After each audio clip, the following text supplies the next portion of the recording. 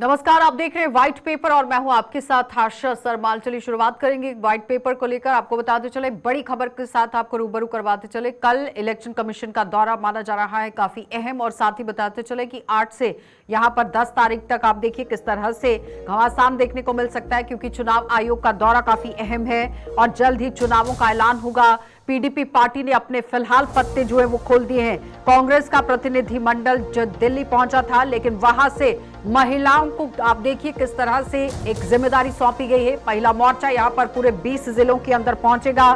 प्रत्याशियों की चयन प्रक्रिया को फिलहाल शुरू कर दिया गया है। नेशनल कॉन्फ्रेंस पार्टी की तरफ से अभी तक यहां पर चुप्पी साधी गई है। सवाल ये उठ रहा है कि यहां पर क्या सब अलग अलग लड़ेंगे या फिर एक बड़ा महागठबंधन बनेगा। तो जम्मू कश्मीर के अंदर सियासी घमासान पूरी तरह से मच गया है। कल इलेक्शन कमीशन का दौरा काफी अहम माना जा रहा है, लेकिन इस बीच में देखिए 2014 की अगर हम बात करें तो बीजेपी और पीडीपी का अलायंस हुआ था जो बाद में टूट गया। लेकिन 2024 का जो चुनावी रिजल्ट रहा था वो आपके सामने रखना जरूरी है। देखिए जिस तरह से कांग्रेस पार्टी के खाते में 12 सीटें आई थी, जिसमें वोट शेयर की बात करें तो 18.2% रहा। पीडीपी के खाते में सबसे ज्यादा सीटें यहां पर आई थी, क्योंकि एक बड़ी पार्टी बनकर सामने आई थी, जिसमें 28 सीटों पर काबिज हुई थी पीडीपी पार्टी और 22.9% वोट शेयर इनका रहा। उसके साथ ही दूसरे नंबर पर आपने देखा था कि भारतीय जनता पार्टी 2014 में 25 सीटों के साथ जम्मू कश्मीर के अंदर जीतकर सामने आई, जिसमें वोट शेयर 23.2% रहा।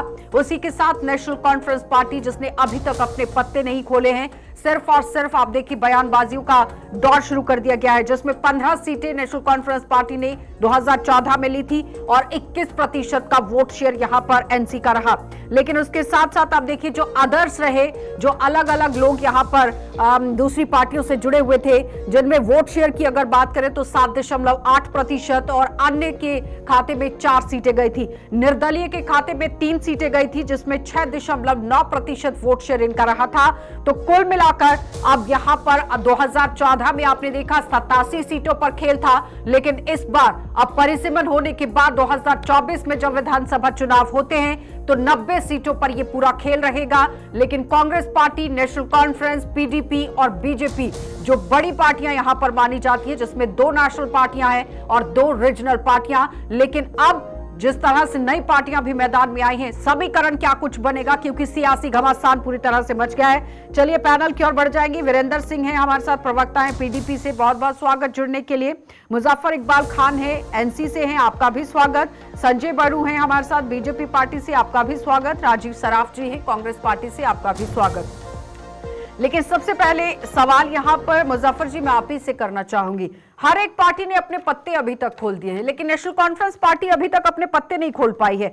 दूसरी तरफ सवाल ये उठ रहा है कि क्या अलग अलग ही लड़ेंगे या फिर एक महागठबंधन बनेगा। नेशनल कॉन्फ्रेंस पार्टी अभी तक कुछ समझा नहीं पा रही है। मुजफ्फर जी। आशा जी, मुझे लगता है मैं भी आज नवाई सुबह में जब फारूक साहब ने मीडिया को एड्रेस किया तो उन्होंने क्लियर कर दिया कि हम कोई अलायंस नहीं कर रहे हैं, हम खुद ही लड़ेंगे अपने बलबूते पे। वो बात तो अब क्लियर हो गई। उसमें मुझे लगता है कि इसमें अब कोई सट्टेबाजी की गुंजाइश नहीं रही है। तो ये है कि नेशनल कॉन्फ्रेंस खुद ही लड़ेगी इलेक्शन, किसी पार्टी के साथ प्री पोल अलायंस का अभी कोई चांस नहीं है। वो फारूक साहब ने आज कह दिया मीडिया वालों को, आपने शायद सुना। ये थोड़ा सा आवाज बढ़ा दीजिए प्लीज। हाँ मुजफ्फर जी। जी, मैंने कहा फारूक साहब ने आज शाम को नवाई सुबह के बाहर एक प्रेस एड्रेस, जो प्रेस वालों ने उनसे पूछा ये सवाल कि क्या आप इलेक्शन जो है वो अपने बलबूते पे लड़ेंगे या अलायंस में रहकर लड़ेंगे, तो उन्होंने साफ अल्फाज में ये कह दिया है कि भाई हम इलेक्शन जो है वो अपने बलबूते पे लड़ेंगे, हम किसी के साथ अलायंस नहीं करेंगे। ठीक है सोहेल जी। तो अब मुझे लगता है कि इसमें कोई अब ज्यादा कोई गुंजाइश रही नहीं। जब पार्टी प्रेसिडेंट जो है पीडीपी पार्टी से हमारे साथ सोहित जी ने ज्वाइन किया है। सोहित जी बहुत बहुत स्वागत। ठीक है मुजफ्फर जी। सोहित जी।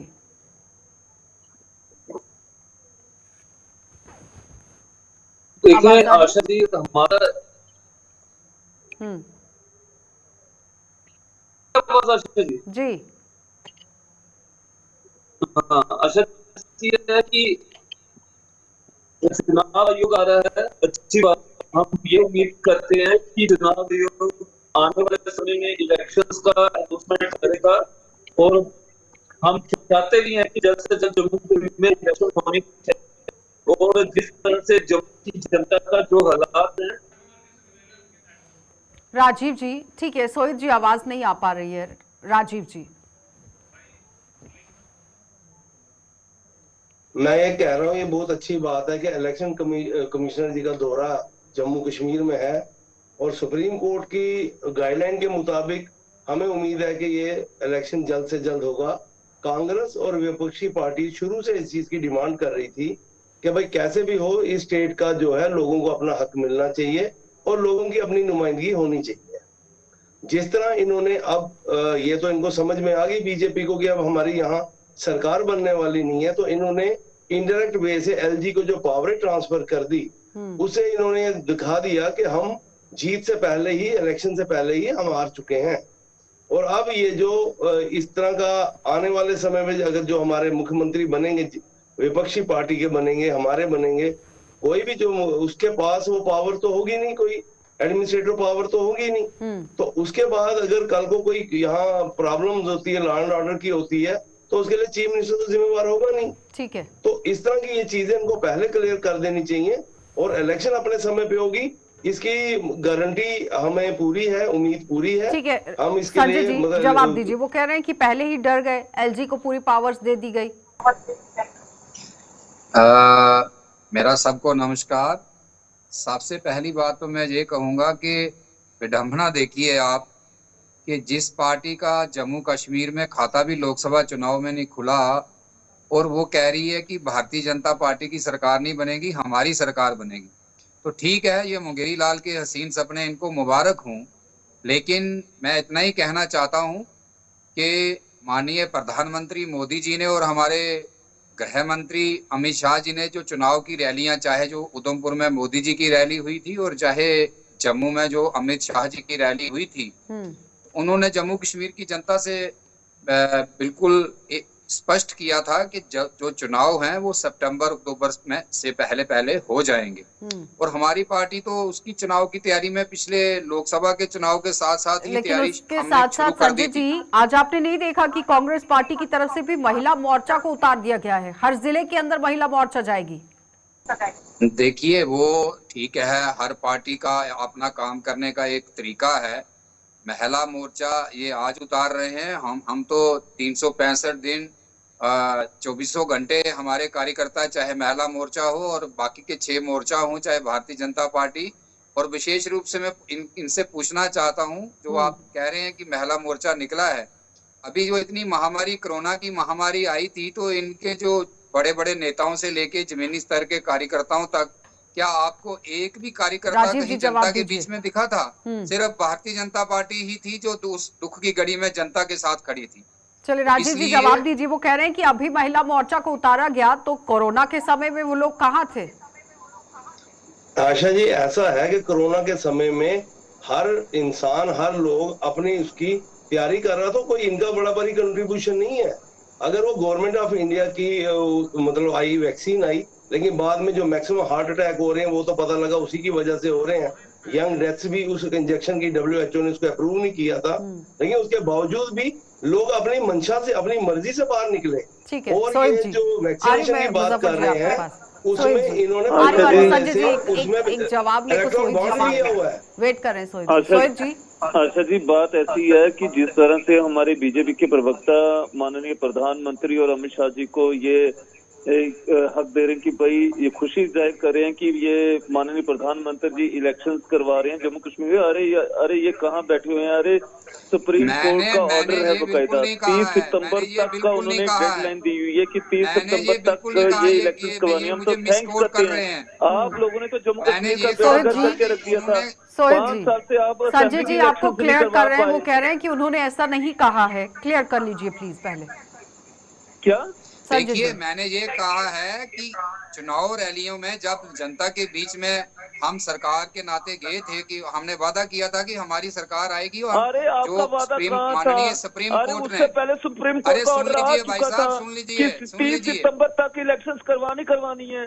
हम तो सुप्रीम कोर्ट का थैंक्स करते हैं। मैं वही कह रहा हूँ, अरे आप मैं लोगों के बस बिल्कुल में वही होता, कह आप रहा तो हूँ जम्मू कि कश्मीर में भारत तो के इलेक्शन सर्वोच्च करवा नहीं न्यायालय ने पाएंगे। जो कहा है, आप लोगों ने तो मुजफ्फर जम्मू जी, कश्मीर का बेड़ा इस- कर करके रख दिया है। आप ठीक है। कहाँ नहीं, बैठे हो? वो स्मार्ट जम्मू मीटर कश्मीर आप की लोगों ने दे जनता दिए, बेहतर जानती है कि SI के किसने बेड़ा स्कैम गर्क आप लोगों किया ने किए, 75 वर्षों तक, बेरोजगारी आप लोगों और ने बढ़ा उसका दी। जवाब आपको आने वाले चुनाव में जम्मू ठीक है कश्मीर की मुजफ्फर जनता जी, देगी। बिल्कुल बिल्कुल बेड़ा गर्क आप 100%। लोगों मैं ने किया बड़ू था। साहब ये बात क्लियर कर दूं, ये वक्त आएगा जिस तरह से आशा जी, अयोध्या बना है, अयोध्या जम्मू बनेगा। मैं आपको ठीक है बता दूं, सोहेब एक जी, बात क्लियर कर दूं। ठीक है। नहीं, आपकी नेता आशा अभी जी, जो कश्मीर आशा से जी, जीते हैं मेंबर मेरी संजय पार्लियामेंट, जी उन्होंने सुन क्लियर कर लीजिए, दिया है कि मुजफ्फर जी कुछ कश्मीर कह में रहे फिर हैं। से अरे 1990 आप होगा। लोगों ने जिसको सपोर्ट किया था उनकी तो जमानतें तक जब्त हो गई, उनकी ठीक जमानतें है तक सोहेब जब्त हो जी, गई। सुन लीजिए मुजफ्फर जी। अरे आपके तो मुख्यमंत्री हार गए, शर्म आशा करिए जी, थोड़ी सी। इसमें कोई दो किस राय मुंह से नहीं, आप बात इसमें करते कोई हैं? दो एक राय एक करके नहीं है संजय जी प्लीज। हाँ कि जम्मू मुजफ्फर जी। कश्मीर में आशा जी इसमें कोई दो राय नहीं है कि जम्मू कश्मीर की रियासत किसने छीनी, ये लोगों को पता है। जम्मू कश्मीर में लोगों की ज़मीनों की सिक्योरिटी किसने छीनी, जम्मू कश्मीर से नौजवानों की एम्प्लॉयमेंट किसने छीनी, ये ना किसी को बताने की ज़रूरत है। आज वोटर बहुत होशियार है, सियाना है, वो इंटरनेट की वजह से पूरी दुनिया के साथ कनेक्ट है। ये चीज़ लोग इनसे ये कुछ सवाल तो पूछेंगे जो इस वक्त हुकूमत कर रहे हैं जम्मू कश्मीर पर पिछले 8 सालों से। 2018 के बाद अगर आप देखेंगे, हालांकि 2014 में इनकी सरकार भी थी, 2014 से लेकर लगातार 2018 तक तो बीजेपी ने यहाँ इलेक्टेड गवर्नमेंट थी इनकी, और 2018 के बाद डायरेक्टली दिल्ली से जम्मू कश्मीर में रूल किया जा रहा है। दौरान एम्प्लॉयमेंट कितनी मिली, बेरोजगारी कितनी बढ़ी, पर कैपिटा जो लोगों की जो गुर्बत है वो कितनी बढ़ी। पूरे मुल्क में इस वक्त सबसे ज्यादा अनएम्प्लॉयमेंट जम्मू कश्मीर में है, जबकि यही जम्मू कश्मीर 5 अगस्त 2019 से पहले 28 या 29 नंबर पे आता था अनएम्प्लॉयड की उस इंडेक्स पे, आज नंबर 1 पे है। पर कैपिटा इनकम जो है हमारी सबसे लो है। उसकी वजह क्या है? आप कहते हो हमने तामीर और तरक्की की, दीजिए हमने यहाँ संजय जी जवाब। टूरिज्म लाया, हमने सब कुछ, हम सब कुछ संजय मानते जी हैं, जवाब दीजिए। लेकिन वो कह उसके रहे हैं कि जिन बावजूद दावों को गुर्बत क्यों सामने नहीं रखा हटी? था उन दावों में तो यहाँ की बिल्कुल भी हालत क्यों बुरी हुई? सच्चाई नजर नहीं आई है। पर कैपिटा इनकम को लेकर बात कर रहे हैं, देखिए बेरोजगारी को लेकर कर रहे हैं। ये भाई साहब ठीक कह रहे हैं कि जम्मू कश्मीर में सचमुच में जो है बड़ी बेरोजगारी हो गई है पत्थरबाजों को, और सबसे ज्यादा दुकानें बंद हो गई हैं अलगाववाद और आतंकवाद की। और जिनकी दुकानों पे बैठ के जो राजनीति किया करते थे, इनकी भी दुकानें बंद हो गई हैं। इनको शायद गलतफहमी है कि ये 2 सीटें जो जीते हैं वो नेशनल कॉन्फ्रेंस को लोगों ने वोट नहीं दिया है, वो वोट दिया है उन स्पिरिचुअल लीडर्स को जो इन्होंने खड़े किए थे। अगर नेशनल कॉन्फ्रेंस को वोट मिले होते तो इनके मुख्यमंत्री और पीडीपी के मुख्यमंत्री दोनों जो यहाँ कई वर्षों तक मुख्यमंत्री रहे हैं वो हारे हैं। इससे ये सीधा मैसेज जम्मू कश्मीर के युवाओं ने दिया है कि वो जिस अच्छा जी, तरह इस पे से मैं तेजी जवाब से देना चाहता विकास हूँ। जम्मू हाँ, मैं कश्मीर में दोनों हो के रहा पास आ है, रही हूँ। राजीव जी और मैं आपके पास भी आ रही हूँ। मुजफ्फर जी पहले इस और पर आने जवाब वाले दीजिए। वो कह दिनों रहे में हैं कि आप नेशनल देखेंगे कॉन्फ्रेंस कि पार्टी को नई जो वोट राजनीति मिला के है तहत वो जम्मू स्पिरिचुअल कश्मीर के लीडर्स लोग की नए वजह से मिला है। युवाओं को कश्मीर वो से पर्टिकुलरली जिताकर एक भेजेंगे। कम्युनिटी और ने वोट किया है। अगर वोट मिल रहा होता तो दोनों मुख्यमंत्री जीतते। जल्दी से इस पर कमेंट कीजिएगा दोनों। मुजफ्फर जी पहले। सोहेब जी। जी जी, मैं ये कहना चाहता हूँ बोडू साहब, जिस तरह से आप लोगों ने जम्मू कश्मीर में जो हालात बनाए, अरे भाई आप ही लोग थे जो रजौरी पुंछ अनंतनाग सीट पे जो 7 मार्च को इलेक्शन होना आपने 27 मार्च तक करवाया, आप ही लोग थे। क्योंकि आपने तो रजौरी पुंछ से तो इलेक्शन लड़ी नहीं। जिन लोगों को आपने सपोर्ट की उनकी जमानतें जब्त हो गई। और सबसे बड़ी बात भाई यह है, साहब, ये जो जीत हुई है ये इंडिया अलायंस की जीत हुई है, ये भारत के संविधान की जीत हुई है। राजीव हार जी। जीत चलती रहती है, लेकिन जो हालात देखिए आप लोगों ने जम्मू कश्मीर में देखिए बनाए, जिस तरह से अभी स्कैम आप लोगों ने यहाँ पे बढ़ाए, बेरोजगारी आप लोगों ने यहाँ पे बढ़ाई, स्मार्ट मीटर आप लोगों ने यहाँ पे लगाए, और सबसे बड़ी बात यह है प्रॉपर्टी टैक्स भी आप लोग यहाँ पे लगाने जा रहे हैं। वो बड़े दुख से कहना पड़ता है चलिए कि आप नहीं, लोग एक मिनट पत्थरबाजी की संजय बात जी, करते मैं हैं। लूंगी आपका जवाब। आप लोग रुकेंगे एक पत्थरबाजी छोटे की, से मुझे ब्रेक के बताओ, लिए, जम्मू में जल्द कौन सी वापस लौटे। पत्थरबाजी? राजीव जी सीधा आप ही के पास आ रही हूँ, जवाब दीजिए। आशा जी, बीजेपी के प्रवक्ता संजय जी ने बात की, बड़ू साहब ने, मैं ये कहता हूँ कि श्रीनगर में चुनाव है, चुनाव तो एक जीतेगा, चुनाव में हार जीत चलती रहती है। 5 लोग, 4 लोग, 3 पार्टियों के लोग लड़ेंगे, एक ने जीतना है, किसी ने हारना है, हार जीत चलती रहती है, कोई नई बात नहीं है। लेकिन सबसे बड़ी बात है, जब ये उमर साहब की बात करते हैं, फारूक अब्दुल्ला फैमिली की बात करती है, तो वो हमेशा एक नेशनलिस्ट फैमिली रही है। और आज अगर उमर साहब हारते और वो इंसान जीता जो तिहाड़ जेल में है, और वहां स्लोगन था एक वोट तिहाड़ के नाम, और 12 लाखों के वोटों जीता, तो इन्होंने जिस सोच को जिताया है, या जिस पे ये खुशियां मना रहे हैं, बोलो क्या सोच आपने मुजफ्फर जी आवाज आ रही है क्या? एक नई हालात आपने पैदा कर दिए वहां। ठीक है संजय जी और जवाब फिर दीजिए। सबसे बड़ी बात देखिए, ये है मैं निवेदन करूंगा कि मेरे बीच में कोई नहीं कल बोलेगा, और अपने सारे 20 लोग एमएलए विपक्ष की उतारेंगे, तरफ से बोल रहे हैं, ये तो मुझे सोच थोड़ा कहां सा तक आप जाएगी? और समय फिर भी जब देंगे। डीडीसी में उतारेंगे तब आप क्या होगा? देखिए, अलगाववादी आपकी ठीक है सोच को राजीव लेके वो आप लोग खुशियां करते मना हैं रहे हैं। कांग्रेस के, जवाब ले लीजिए अब। हाँ। जो ये कांग्रेस के प्रवक्ता आज अलगाववाद की बात करते हैं, और वो लोग करते हैं जो रेड कारपेट बिछाया करते थे और कश्मीर दिल्ली से टिकटें भेजा करते थे, और फिर वहां पे गुस्तावे खिलाया करते थे दिल्ली में इन लोगों को, और आज जे उनके विरोध में बोल रहे हैं। देखिए, लोकतंत्र है, जो चुनाव जीत के आया है, जिसको जनता ने वोट दिए हैं, वो जीता है। जहां तक उन्होंने अगर कुछ गलत किया है तो कानून अपना काम कर रहा है और आगे भी करता रहेगा। ठीक है। लेकिन एक चीज मैं कहना चाहता हूं, ये देखिए, ये अभी बड़ा India India India India India, क्या फारूक अब्दुल्ला जी, महबूबा जी रोज दिल्ली में मीटिंगें अटेंड कर रहे थे, और जैसे ही अब चुनाव का बिगुल बजने वाला है, और आज आपने सुन लिया नेशनल कॉन्फ्रेंस की स्टेटमेंट कि अकेले चुनाव लड़ेगी, तो इसलिए मुजफ्फर जी एक वो लोग जो कहते थे कि हम बड़े एकजुट नहीं, हैं, संजय इनकी जी एकजुटता लेवल आपने प्ले देख ली। फील्ड को लेकर भी बात हो रही थी, उस पर भी आरोप लग रहे हैं कि सही से अगर इलेक्शन कमिशन यहाँ पर काम नहीं करती है तो फिर भी सवाल उठेंगे, क्योंकि लोकसभा चुनावों के दौरान भी जिस तरह से कहा गया था। अच्छा जी, हाँ मुजफ्फर जी मैं आ रही हूँ आपके पास। आशा जी एक मिनट, इलेक्शन कमीशन स्वतंत्र है, और वो आप आ रही है उनकी पूरा जो इलेक्शन कमीशन जम्मू कश्मीर में आ रहा है, वो अगले 2-3 दिन में सभी पॉलिटिकल पार्टियों से मिलके जो भी डिसीजन लेंगे, और पारदर्शिता के साथ चुनाव होंगे। ऐसे चुनाव नहीं होंगे जो इनके गठबंधन की सरकारों के समय में जहां तरीके से ही चुनाव होंगे। मुजफ्फर जी जवाब दीजिए। लेकिन संजय जी कह रहे हैं कि जहां एक तरफ आप एकजुट होकर लड़ने की बात कहते थे, लेकिन आज तो आपने स्टेटमेंट जारी कर दी। आशा जी, वो गठबंधन जो था वो पार्लियामेंट्री इलेक्शन के लिए था। असेंबली इलेक्शन में कभी भी हमने ये नहीं कहा, अब ना उस वक्त कोई फैसला लिया गया था कि असेंबली इलेक्शन जो है वो गठबंधन में लड़ा जाएगा। ये कहना कि भाई एनडीए इज अ गठबंधन for parliamentary election, not for the assembly election. Secondly, election commission कितना इंडिपेंडेंट और ऑटोनोमस रह गया है ये पूरे मुल्क को पता है। पूरा मुल्क इस वक्त शक की उंगलियां उठा रहा है कि इस एस्टेब्लिशमेंट ने तमाम इंस्टीट्यूशन को खोखला कर दिया है, चाहे वो इलेक्शन कमीशन हो या दीगर जितने भी ऑटोनोमस अदारे थे, उनको खोखला कर दिया है। आज भी इलेक्शन कमीशन इनकी रिपोर्ट पहले मांगेगा होम मिनिस्टर साहब से कि भाई इलेक्शन करवाने हैं या नहीं करवाने हैं, और वो है उनका एक आईनी हक भी है, लेकिन फाइनल फैसला इलेक्शन कमीशन ने लेना होता है। लेकिन मुजफ्फर जी वो तो कह रहे हैं कि बिल्कुल इंडिपेंडेंट तौर पर इलेक्शन कमीशन जो है वो काम कर सकती है, वो कर भी रही है। वो इनके कहने से नहीं है, इनके कहने से नहीं है। इलेक्शन कमीशन का रवैया जो पार्लियामेंट्री इलेक्शन में पूरे मुल्क में रहा है, उसने शक की उंगलियां उठाई हैं लोगों ने, और एक पार्टी ने नहीं, मुख्तलिफ पार्टियों ने जहां जहां भी ये कमजोर रहे वहां वहां इलेक्शन जो था, इलेक्शन कमीशन इम्पार्शियल नहीं रहा। ठीक है, खैर ये चीजें जो हैं ये अपोजिशन की पार्टियां पहले भी उठाती रही हैं, आज भी उठाएंगी। एक बार तीनों का एक सवाल कमीशन आज इलेक्शन कमीशन वो पहले वाला इलेक्शन कमीशन आज की डेट में नहीं रहा। ठीक है सोहित जी। बिल्कुल, इसमें कोई दो राय नहीं है। जिस तरह से आपको याद होगा आशा जी, पार्लियामेंट्री इलेक्शंस में इलेक्शन कमीशन के बाद माननीय प्रधानमंत्री के खिलाफ भी कई लेटरें पहुंची थी उनके खिलाफ कि इन्होंने हर जगह मंगलसूत्र और कई बातें इन्होंने रखी थी, लेकिन इलेक्शन कमीशन ने उस पर कोई रिएक्शन नहीं दिया। तो ये सामने सामने दिखाई देता है कि जो हालात अभी, तो हमें पूरा विश्वास है कि यहाँ तक हमें जम्मू कश्मीर की बात लगती है, फिर भी हम आशा जी तैयार हैं, लेकिन कहीं ना कहीं हमें भी लगता है कि जम्मू कश्मीर में ये कभी भी नहीं चाहेंगे कि यहाँ पे इलेक्शंस हो।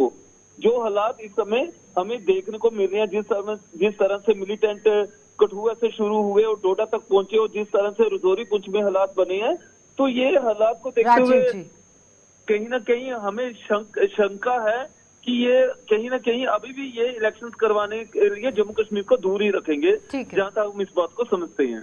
ठीक है राजीव जी, लेकिन कल तो देखिए दौरा आशा शुरू हो जी, जाएगा, उसके बावजूद भी भरोसा नहीं कर पा रही हैं विपक्षी पार्टियां। संजय जी मैं जवाब लूंगी इस पर आपका, लेकिन राजीव जी सवाल रखिएगा पहले। Asha ji, pre election alliance होता है, पोस्ट भी होता है। ऐसा नहीं है इलेक्शन से पहले क्या संभावनाएं होंगी, इलेक्शन के बाद क्या होगी।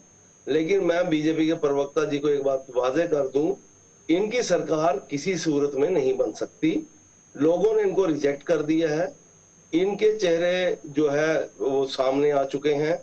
इन्होंने जिस तरह से स्मार्ट मीटर, प्रॉपर्टी टैक्स और अब वाटर मीटर भी लगाने का कर रहे हैं, और रोजगार कहीं नहीं है, रेवेन्यू कहीं नहीं है, इनकम लोगों के पास नहीं है। जवाब दीजिए आज वो संजय एक जी। सर्वे आया जिसमें 20% युवा बेरोजगार है लेकिन जम्मू राजीव कश्मीर जी, में। एक सवाल आपसे और एक सवाल मुजफ्फर जी से।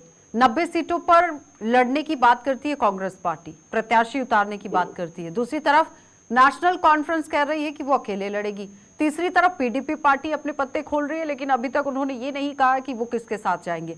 अगर अकेले अकेले लड़ेंगे तो फिर सरकार कैसे बनेगी? भारतीय जनता पार्टी के प्रवक्ता से भी जवाब चाहिए। दीजिए जवाब मैंने संजय आपसे जी। पहले कह दिया, देखिए बीजेपी अलग चुनाव लड़ी, पीडीपी अलग लड़ी, सबसे बाद में पहली इन्होंने बात तो मैं सरकार ये बना क्लियर ली। कर दूं, ठीक अभी है, कहा संजय गया जी था जवाब कि दीजिएगा प्लीज। राजौरी पुंछ में हम हारे, हम तो चुनाव लड़े नहीं है।